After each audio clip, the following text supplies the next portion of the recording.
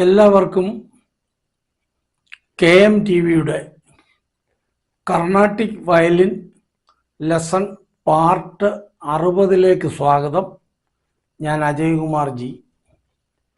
എന്നും ഞാൻ പറയാറുള്ള ഒരു കാര്യം ഒന്ന് പറഞ്ഞിട്ട് നമുക്ക് ക്ലാസ്സിലേക്ക് പോകാം. ദയവായി ആരും ലഹരി വസ്തുക്കൾ ഉപയോഗിക്കരുത്. ലഹരി വസ്തുക്കൾ ആരെങ്കിലും ഉപയോഗിക്കുന്നതായി ശ്രദ്ധയിൽപ്പെട്ടാൽ നിങ്ങൾ ആ വ്യക്തിയെ, നിങ്ങൾക്ക് വേണ്ടപ്പെട്ടവരോ പരിചയക്കാരനോ ആണെങ്കിൽ ആ വ്യക്തിയെ ഡി അഡിക്ഷൻ സെൻ്ററിൽ എത്തിക്കുക. വേണ്ട ചികിത്സ നൽകി അതിൽ നിന്നും മുക്തി നേടിക്കൊടുക്കുക. ഇത് നമ്മുടെ കുടുംബത്തെ ഇല്ലായ്മ ചെയ്യുന്ന ഒരു വസ്തുവാണ്. ഇതിൽ നിന്നും പണം ഉണ്ടാക്കി ജീവിക്കുന്ന ഒരുപാട് ആൾക്കാരുണ്ട്. അതിലേക്ക് നമ്മൾ പോകരുത്, അതിനുള്ള സാഹചര്യം കൊടുക്കരുത്. നമ്മുടെ കുടുംബത്തിൻ്റെ കാവലാൾ നമ്മൾ തന്നെ ആകണം. ദയവായി ലഹരി വസ്തുക്കൾ ഉപയോഗിക്കരുത്. ഒരു കാര്യം കൂടെ പറഞ്ഞുകൊണ്ട് നമുക്കിത് നിർത്താം. അടുത്തിടെ ഒരു പ്രവണത കണ്ടേക്കുകയാണ്. വിദേശങ്ങളിൽ ജോലിയുണ്ട് എന്നും പറഞ്ഞ് അനവധി പേരിൽ നിന്നും പണം വാങ്ങിക്കുന്ന ഒരുപാട് ഏജൻസികൾ കേരളത്തിലുണ്ട്. അവിടെ നമ്മൾ ചെല്ലുമ്പോൾ സ്ത്രീകളാണേലും പുരുഷന്മാരാണേലും വളരെ അട്രാക്റ്റീവായിട്ട് നമ്മളോട് സംസാരിക്കുകയും നമ്മുടെ പാസ്പോർട്ടും മറ്റ് രേഖകളും ഒക്കെ വാങ്ങിച്ച് വെക്കുകയൊക്കെ ചെയ്യും. നമ്മളാരും വിചാരിക്കുന്ന പോലെ ഈ ലണ്ടനിലും അമേരിക്കയിലും എങ്ങും അങ്ങനെ വലിയ രീതിയിൽ പെട്ടെന്ന് തന്നെ ജോലി കൊടുക്കുന്ന ഒരു പ്രവണതയില്ല അവിടെ. നിങ്ങൾക്ക് അവിടെ പോയി ജോലി ചെയ്യാനുള്ള ക്വാളിഫിക്കേഷൻ ഉണ്ടായിരിക്കണം. അങ്ങനെ ഉണ്ടെങ്കിൽ അവരുടെ എംബസി മുഖേന വേണം നമ്മളിത് അപേക്ഷിക്കാൻ. അവർ നമ്മളെ ഇൻ്റർവ്യൂവിന് വിളിക്കും. ആ ഇൻ്റർവ്യൂ വഴി സെലക്ട് ആകുന്നവരെയാണ് ഇങ്ങനെയുള്ള രാജ്യങ്ങൾ ജോലിക്കായിട്ട് എടുക്കുന്നത്. അതുകൊണ്ട് ദയവായി കയ്യിൽ കഷ്ടപ്പെട്ടുണ്ടാക്കിയ പൈസ കൊണ്ട കളയരുത്, ചതിക്കുഴി പെടരുത്. ഇത് പ്രത്യേകം നിങ്ങൾ ശ്രദ്ധിക്കണം. കാരണം ഇപ്പോൾ തന്നെ ഇന്നൊരു കേസുണ്ട്, നിങ്ങൾ TV കണ്ടിട്ടുണ്ടെങ്കിൽ നിങ്ങൾ കണ്ടു കാണും. ഇതിപ്പോൾ കേരളത്തിൽ കൂടിക്കൂടി വരിക. കേരളത്തിൻ്റെ ഒരു പ്രത്യേകത എന്ന് പറഞ്ഞാൽ എല്ലാവരും വിദേശ ജോലി എന്ന് പറഞ്ഞു കഴിഞ്ഞാൽ എന്തും ചെയ്യാൻ തയ്യാറായിട്ടിരിക്കുക. അങ്ങനെ ആവരുത്, ശ്രദ്ധിക്കുക. നിങ്ങൾക്ക് ഏതെങ്കിലും ഏജൻസി ഉണ്ടെങ്കിൽ നിങ്ങൾ എവിടേക്കാണ് ജോലിക്ക് എടുക്കുന്നത് എന്നുള്ള മുഴുവൻ അഡ്രസ്സും വാങ്ങിച്ച് അവിടെ നമ്മുടെ ബന്ധുക്കളോ പരിചയക്കാരോ ആരെങ്കിലും ഉണ്ടെങ്കിൽ അവർ മുഖേന ഈ ഏജൻസി ഇത് ചുമതലപ്പെടുത്തിയിട്ടുണ്ടോ ഇല്ലയോ എന്ന് അന്വേഷിക്കുക. അതിനുശേഷം മാത്രം പണവും മറ്റ് രേഖകളും കൊടുക്കുക. അപ്പോൾ ഇത് ശ്രദ്ധിക്കും എന്ന് ഞാൻ വിചാരിക്കുന്നു. അപ്പോൾ നമുക്ക് ഇന്നത്തെ ക്ലാസ്സിലേക്ക് പോകാം. ഇന്ന് നമ്മൾ പഠിക്കാൻ പോകുന്നത് ജതിസ്വരങ്ങൾ എന്ന പാഠത്തിലെ ഒന്നാമത്തെ ജതിയാണ് ശങ്കരാഭരണം രാഗത്തിലുള്ളത്. അതായത് ഇതിലെല്ലാം വലിയ സ്വരങ്ങളാണ് ഉപയോഗിക്കുന്നത്. അതായത് സാരി ഗമ പദ നീ സാ സാനി ദ പ മ ഗ രി സാ. മുഴുവൻ സ്വരങ്ങളും ഉണ്ട്. ആരോഹണത്തിലും അവരോഹണത്തിലും 7 സ്വരങ്ങളും വരുന്നുണ്ട്. പിന്നെ ഇത് 29ാമത്തെ മേളകർത്ത രാഗത്തിലുള്ളതാണ്. ധീരശങ്കരാഭരണം എന്നാണ് ഈ രാഗത്തിൻ്റെ പൂർണ്ണമായ പേര്. അപ്പോൾ നമുക്ക് ഇനി ക്ലാസ്സിലേക്ക് പോകാം. ഞാൻ മുമ്പ് പറഞ്ഞ പോലെ ഇന്ന് നമ്മൾ പഠിക്കാൻ പോകുന്നത് ഒരു ജതിസ്വരമാണ്. കർണാടക സംഗീതം എന്ന ബുക്കിലെ 23ാം എഡിഷനിൽ പേജ് 61 ജതിയാണ് ഈ ശങ്കരാഭരണം രാഗത്തിലുള്ളത്. നിങ്ങൾക്കെല്ലാം അറിയാം, ഈ ബുക്ക് എഴുതിയിരിക്കുന്നത് ശ്രീ സുരേഷ് നാരായണൻ സാറാണ്. അപ്പം ആ ബുക്കാണ് നമ്മൾ പഠനത്തിനുള്ള റെഫറൻസ് ബുക്കായിട്ട് എടുത്തിരിക്കുന്നത്. അപ്പം എല്ലാവരും ആ ബുക്ക് വാങ്ങിച്ച് അതിനകത്ത് നോക്കിയാൽ ഈ സ്വരജതി കാണാം. ഇത് ശങ്കരാഭരണം രാഗത്തിലുള്ളതാണ്. അപ്പം ശങ്കരാഭരണം രാഗത്തിൻ്റെ പ്രത്യേകത എന്ന് പറഞ്ഞാൽ ഇതിനകത്ത് സരിഗമ പദനിസ സനിദാപ്പ മകരിസ എന്ന ക്രമത്തിൽ ആരോഹണത്തിലും അവരോഹണത്തിലും ഉണ്ടാകും. അപ്പം ഇത് കാണുമ്പോൾ തന്നെ നമുക്ക് മനസ്സിലാകും ഇത് ഏതോ മേളകർത്താരാഗമാണെന്നുള്ളത്. അങ്ങനെ പരിശോധിച്ച് വരുമ്പോൾ ഇത് 29-ാം മേളകർത്ത രാഗമായ ധീരശങ്കരാഭരണം രാഗമാണ് എന്ന് നമ്മൾക്ക് മനസ്സിലാകും. അപ്പോൾ ഇത് വായിക്കുന്നത് സ ഷഡ്ജം ചതുശ്രുതി ഋഷഭം, അതായത് രീയുടെ താഴത്തെ ശുദ്ധ ഋഷഭത്തിൽ നിന്നും 29 mm കൈ മേളിലേക്ക് കയറ്റി വായിച്ചാൽ നമുക്ക് ഈ ചതുശ്രുതി ഋഷഭത്തിൻ്റെ സ്വരസ്ഥാനം കിട്ടും. ഇതുപോലെ തന്നെ ദ ചതുശ്രുതി ദൈവതമാണ് ഇതിനകത്ത് ഉപയോഗിച്ചേക്കുന്നത്. അപ്പം ഇത് നിങ്ങൾ ശ്രദ്ധിക്കണം. അപ്പം ആ രാഗം വായിക്കുന്നത് നമുക്കൊന്ന് കാണാം. സാരി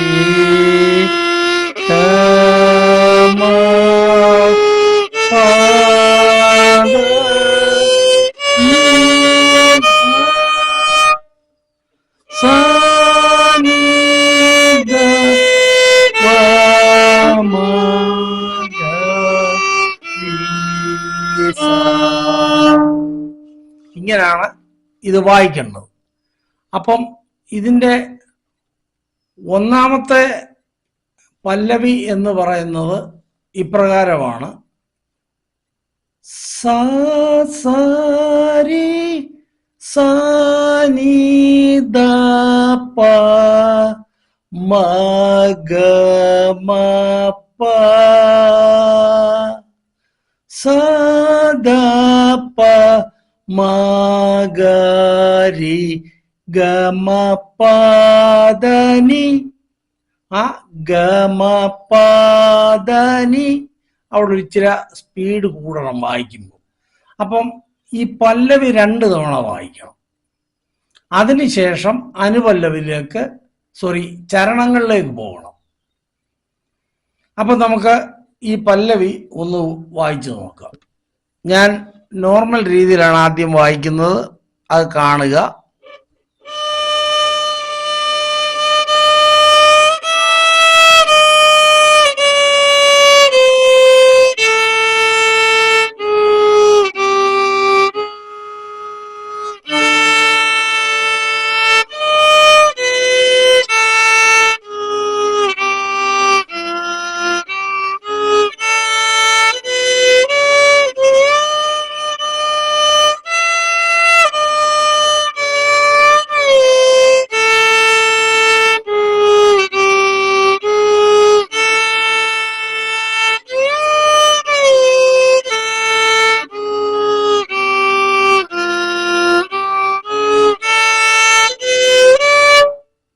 ഇങ്ങനെ വായിക്കണം. ഇനിയും ഞാൻ നേരത്തെയുള്ള ക്ലാസ്സുകളിൽ പറഞ്ഞായിരുന്നു ഗമകം കൊടുക്കേണ്ട രീതിയെപ്പറ്റി ഞാൻ പറഞ്ഞിട്ടുണ്ട്. അപ്പം ഞാൻ വിശ്വസിക്കുന്നത് നിങ്ങളത് പഠിച്ചു കാണുമെന്ന്. ഇനി അതിന് ശകലം ഗമകമൊക്കെ ഇട്ട് എങ്ങനെ ഒന്ന് മനോഹരമാക്കാമെന്ന് കൂടി നമുക്കൊന്ന് നോക്കാം.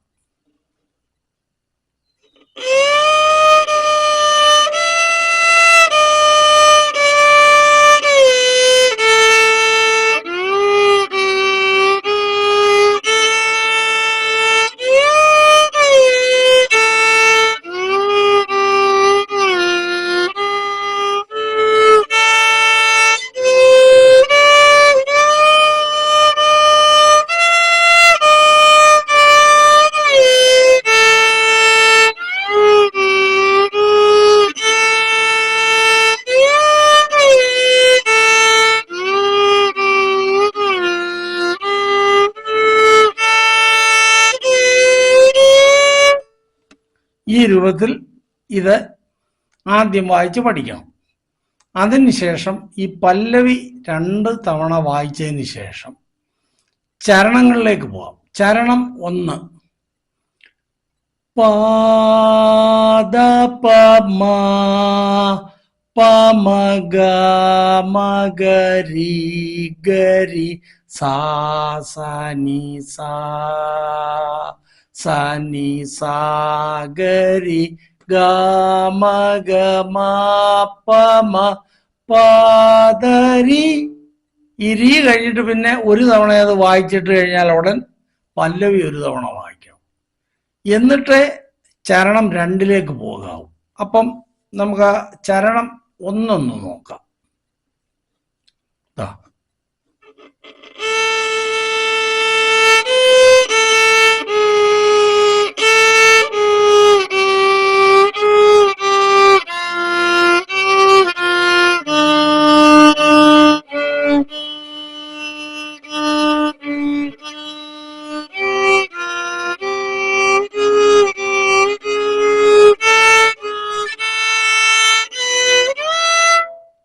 ഈ രീ നിങ്ങൾ വായിക്കുമ്പോൾ സായിലേക്ക് ചെന്ന് കൈ നോക്കുക, സായിലേക്ക് ചെന്നു രീ അടുത്ത് വെക്കരുത്.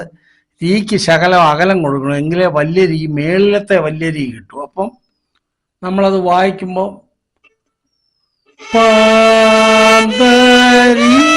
കൈ ഇച്ചിരി അകത്തി വെച്ചാൽ കണ്ടോ, രീ കറക്റ്റ് ആയിരിക്കും. അടുത്ത് വെച്ചാൽ ശുദ്ധ ഋഷഭം കിട്ടും, ഇച്ചിരി അകത്തി വെച്ച് കഴിഞ്ഞാൽ ചതുശ്രുതി ഋഷഭം കിട്ടും. അപ്പം അങ്ങനെ വായിക്കണം ഇത്. അപ്പം നമുക്ക് ഒരു തവണ കൂടെ അതൊന്ന് നോക്കാം.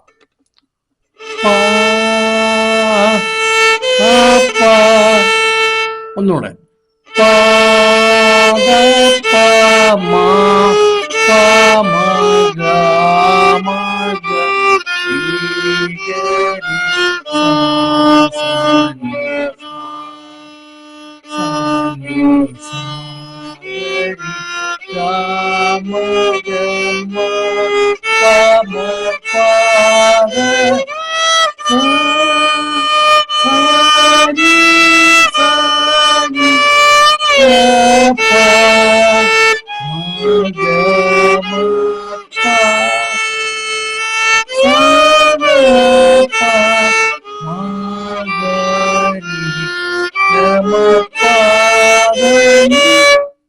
ഇനിയും വേണം ചരണം 2ലേക്ക് പോകാൻ. ഇനി ഒരു ഗമകമൊക്കെ കൊടുത്ത് ഇത് വായിക്കാനാണെങ്കിൽ ഞാൻ ഇപ്പൊ പഠിപ്പിച്ച 1ഉം 2ഉം ഒന്നുകൂടെ വായിക്കാം. ഇതാ നോക്കിക്കൊടുക്കുക.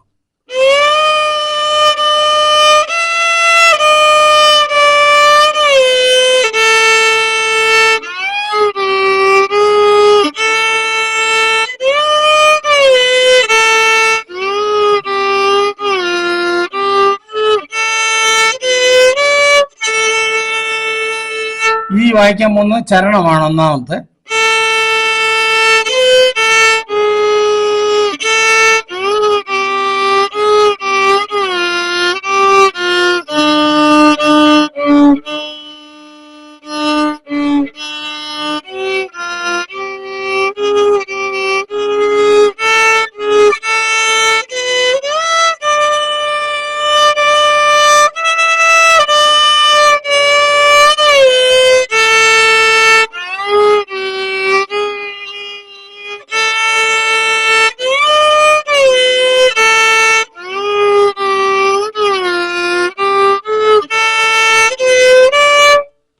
അപ്പോൾ പല്ലവി ചരണം 1 നമ്മൾ പഠിച്ചു. ഇനി ഒരുപാട് ലെങ്ത് ഞാൻ ഓരോ പാർട്ടിനും കൊടുക്കുന്നില്ല. ഇതിൻ്റെ ചരണങ്ങൾ 2ഉം 3ഉം നമ്മൾ അടുത്ത ക്ലാസ്സിൽ പഠിക്കും. ദയവായിട്ട് നിങ്ങൾ വയലിനിൽ ഇത് വളരെ പതുക്കെ വായിച്ച് ഇതിൻ്റെ സ്പീഡിൽ കൊണ്ടുവരണം. അതായത് സാ സാ രി സാ നീ ദാ പ മ ഗ മ പ സാ ദാ പ മ ഗ രി ഗ മ പ ധ നി. ചരണം വരുമ്പോൾ ഈ പല്ലവി 2 തവണ വായിക്കണം. അത് കഴിഞ്ഞിട്ട് ചരണം 1. പ ദ പ മ പ മ ഗ മ ഗ രി ഗ രി സാ സാ നി സാ സാ നി സാ ഗ രി ഗ മ ഗ മ പ മ പ ധ രി. വീണ്ടും ചരണം പല്ലവി വായിക്കുക. അതിനുശേഷം ചരണങ്ങൾ 2ലേക്ക് പോവുക. അപ്പോൾ ഇന്ന് ഇത്രയും മതി. ഇത് 2ഉം നിങ്ങൾ വായിച്ചെടുക്കുക. പിന്നെ കൈ ഗമകം ഇടുന്നത് നമ്മൾ വായിക്കാനുള്ള ഒരു ടെക്നിക്കും ഉണ്ട്. അതുകൊണ്ടൊന്ന് ഞാൻ പറഞ്ഞത്. സാ കണ്ടോ, സാ നമുക്കൊരു വൈബ്രേഷൻ അവിടെ കൊടുത്താൽ നല്ല സുഖമായിരിക്കും. സാ ദ സാ സാ രി സാ നീ ദ പ മ ഗ മ പ സാ ദ പ മ ഗ രി ഗ മ പ ധ നി. നിങ്ങളുടെ സൗകര്യം അനുസരിച്ച് നിങ്ങൾക്ക് കർണാട്ടിക് വയലിൻ പഠിക്കാം, വായിക്കാം. അതെങ്ങനെയാണെന്ന് വെച്ചാൽ ഇപ്പം സ രി ഗ മ പ ദ നീ സ. നമ്മുടെ ഈ കൈയുടെ ഈ വളവുള്ള ഭാഗം ഈ വയലിൻ്റെ അടി തട്ടും, അവിടെ സായായിട്ട് വരും. ആ സ്വരം ഏതാണോ സൗകര്യം അതുപോലെ വായിക്കാം. ഇതല്ല പദ പദ നീ സാരി ഗ മ, കണ്ടോ? അപ്പൊ ഇവിടെ സാരി ഗ മ ഇങ്ങനെ വായിച്ചു കഴിഞ്ഞാൽ ഇതിനൊരു സുഖമായിട്ടുള്ള സ്മൂത്ത് മൂവ്മെന്റ് കിട്ടും. അപ്പൊ അത് കേൾക്കാൻ സുഖമാണ്. പിന്നെ ഈ കാരുവാകളെല്ലാം സാ എന്നുള്ളത് നമ്മൾ പാടുമ്പോൾ സാ സാരി ഇങ്ങനെയാണ് ഈ പാടുന്നവർ പാടുന്നത്. എനിക്ക് പാട്ടറിയത്തില്ല. അപ്പം ആ കാരുവാകളെല്ലാം ഇതിനകത്ത് കൊടുത്തു വേണം ആദ്യം നിങ്ങൾ പഠിക്കാൻ. പിന്നെ സ്പീഡ് കൂട്ടി കൂട്ടി വായിക്കുന്നതനുസരിച്ച് നമുക്ക് ഇതിൻ്റെ കാരുവാകളുടെ എണ്ണം കുറയ്ക്കുന്ന ഒരു രീതിയുണ്ട്. ഈ ജതികൾ സാധാരണ രീതിയിൽ ഇത് ഡാൻസുകാർ ഉപയോഗിക്കുന്നത്. അപ്പം നിങ്ങൾക്കറിയാം ഇതിൻ്റെ പ്രാധാന്യം. ഞാനിത് ബുക്ക് നോക്കേണ്ട ഗതികേട് എന്ന് പറഞ്ഞാൽ എന്നെ ഈ സാധനം പഠിപ്പിച്ചിട്ടില്ല. അതിന് മുന്നോട്ട് ചെല്ലുമ്പോൾ നിങ്ങൾക്കറിയാം ഒരുപാട് സാധനങ്ങളുണ്ട് ഇതുപോലെ ഗുരുക്കന്മാർ പഠിപ്പിക്കുകയില്ല. ഞാൻ പഠിച്ച യൂണിവേഴ്സിറ്റിക്കാരും ഇത് ഞങ്ങളെ പഠിപ്പിച്ചിട്ടില്ല. കാരണം തമിഴ്നാട്ടിൽ ഇത് എടുക്കുകയില്ല, അവരുടെ ജതി വേറെയാണ്. അത് ഞാൻ നിങ്ങളെ പഠിപ്പിക്കാൻ പോയി കഴിഞ്ഞാൽ മുഴുവൻ കുഴയും കാര്യങ്ങൾ. അതുകൊണ്ട് അതിലേക്ക് നമുക്ക് പോകണ്ട. ഇതൊന്ന് നല്ലപോലെ എല്ലാവരും ദയവായിട്ട് വയലിനിൽ പ്രാക്ടീസ് ചെയ്ത് കഴിഞ്ഞാൽ റിസൾട്ട് വരും. എന്തെങ്കിലും സംശയം ഉണ്ടെങ്കിൽ എന്നോട് ചോദിക്കാം. അപ്പം നിങ്ങൾക്ക് എൻ്റെ ക്ലാസ് ഇഷ്ടപ്പെടുന്നുണ്ടെങ്കിൽ ദയവായി കാണുന്നവർ അത് സബ്സ്ക്രൈബ് ചെയ്യണം, ഷെയർ ചെയ്യണം, ലൈക്ക് ചെയ്യണം, കമൻറ്റ് ചെയ്യണം. അപ്പോൾ അടുത്ത ഒരു ക്ലാസ്സുമായി നമ്മൾ സന്ധിക്കുന്നിടം വരെ എല്ലാവർക്കും നന്ദി, നമസ്കാരം.